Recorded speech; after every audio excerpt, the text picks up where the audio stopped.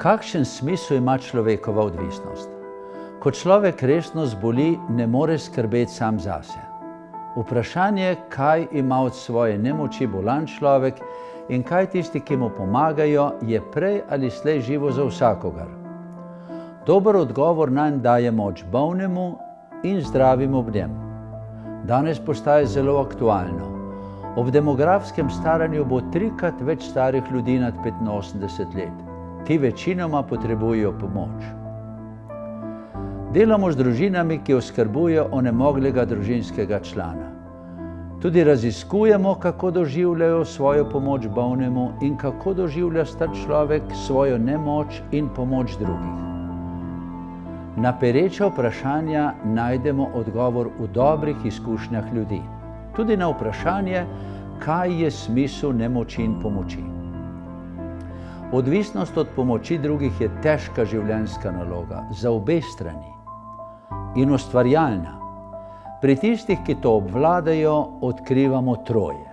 Prvo, od svojcev, ki so oskrbovali onemoglega človeka, slišimo pristno izkušnjo, da so pri tem zahtevnem delu več dobili, kakor so dali. Njihova živa izkušnja govori, da so v sebi doživljali, se naučili in dobili nekaj velikega, kar niso nikjer drugje. Razvili so svoje človeško sočutje, uživljanje v drugega, empatijo, solidarnost. Te lastnosti so pogoj za vsako lepo komuniciranje in sožitje v družini, v družbi in za vsako plodno delovno sodelovanje v službi. In kaj odkrivamo pri bolnih? Če bolan ali onemogel človek sprejema svojo nemoč, je drugim pristno hvaležen za pomoč. Prijeten je za druge in sam v sebi zadovoljen, miren, sproščen, veder, enostaven, ne komplicira z nemogočimi zahtevami. To je nasprotje od depresivnega obupovanja. Je višek življenjske moči, drugim ostaja kot velika dota. Tu se odpira novo vprašanje, kako sprejeti svojo bolezen in nemoč. Toda nanj bomo odgovarjali posebej. Danes ostanimo pri vprašanju o smislu nemoči in pomoči. In tretje spoznanje v tem, vsakdo je kdaj nemočan, vsakdo je v čem nemočan. Bolan potrebuje znanje in izkušnje drugih, materialno pomoč, delo in zaslužek. Zdravi potrebujemo zgled, da je življenje smiselno tudi v bolezni, nemoči in umiranju. In vsakdo je v čem tudi močan. Ko nekdo v bolezni, pešanju in umiranju prav prejema pomoč, se tisti, ki mu prav pomaga, ob tem uči empatije, sočutja in solidarnosti. Te zmožnosti razvijamo samo v praksi, ko pomagamo drugim v potrebi. Kot profesor in mentor pri diplomah in doktoratih sem študentom pomagal za stopnico naprej v razvoju.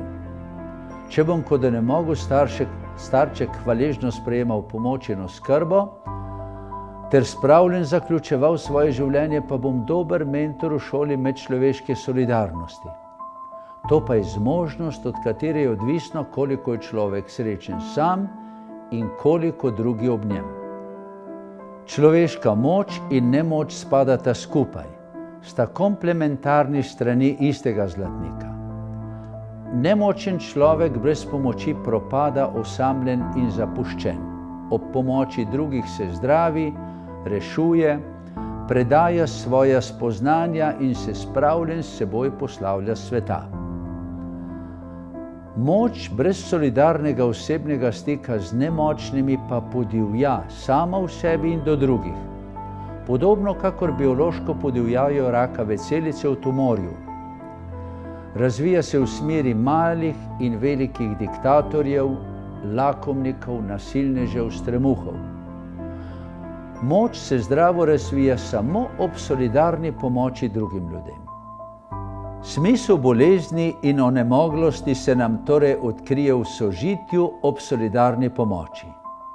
V osebnem stiku lahko oba, močan in nemočan, dajeta in oba prejemata.